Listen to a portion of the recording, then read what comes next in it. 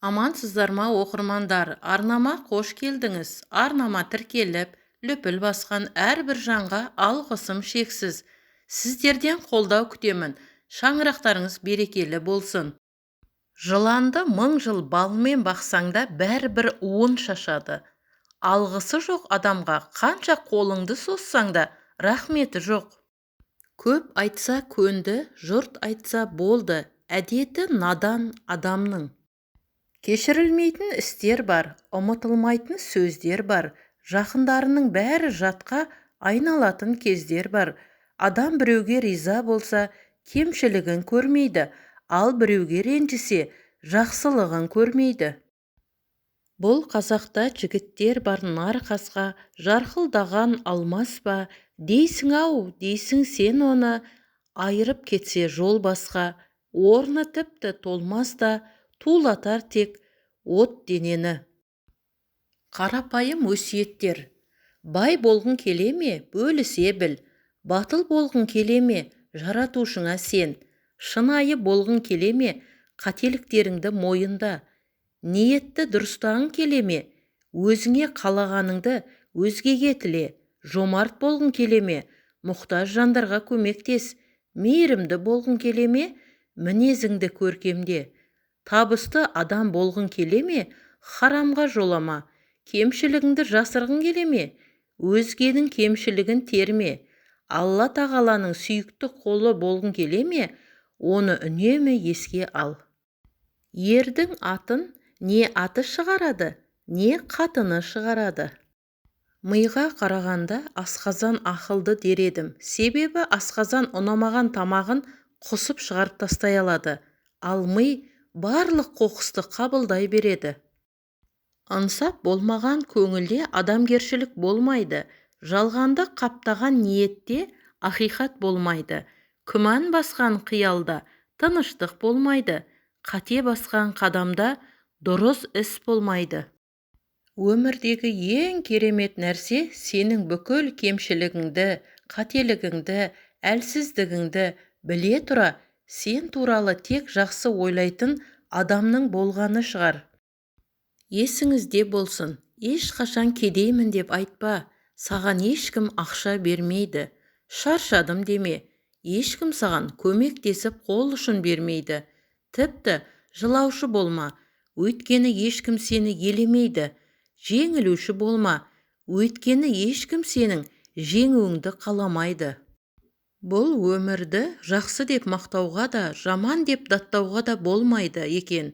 Өмір сенің ырқыңа көнбейтін, ащысы мен тұщысы аралас, бас аяғы жоқ, шетсіз, шексіз, таңғажайып бір дүние. Сен оған соғып өтер бір қонақсың. Сөйте тұра, бар ғұмырың күреспен, талас тартыспен өтетіні өте өкінішті екен. Әжем айтқан өсиет, барлық адамдарда бір ғана ауыз, екі құлақ бар. Яғни, көп сөйлегеннен гөрі көп тыңдау керек. Құлақ артқы жақта, ал екі көз алдыға қарай орналасқан. Сол себепті құлақпен естігенді емес, көзбен көргенді айту керек. Ал барлығынан жоғарыда ми тұр. Қаңқу сөздерді оқып, өсек сөздерді тыңдап, оны елге жаймас бұрын ақылмен ойлап, мимен қорыту керек. Балаға берілген бірінші тәрбие ата-анасын, туысын, жолдасын сыйлауға үйретуден басталады. Жібекті түте алмаған жүн қылады, келінді күте алмаған күң қылады. Адамдардың сені қызғанып көре алмауы сенің дұрыс бағытта екеніңді көрсетеді. Себебі адамдар ешқашан өзінен төмен адамдарды қызғанбайды. Ешкімді сөгіп тілдеме, адамның бәрі бір пенде. Артық айтып сен деме, жігерің жетсе үндеме. Пәтуасыз көпіріп, әр ісінен мін көрме. Қатесін басып бетіне, қадырын кетіп күндеме. Шықпаса жақсы жылы сөз, салмақсыз текке сөйлеме. Адамды бұзатын не? Тағы сол атақ, ақша, арақ, осы үшеуі. Төртіншісі әйел демеймін.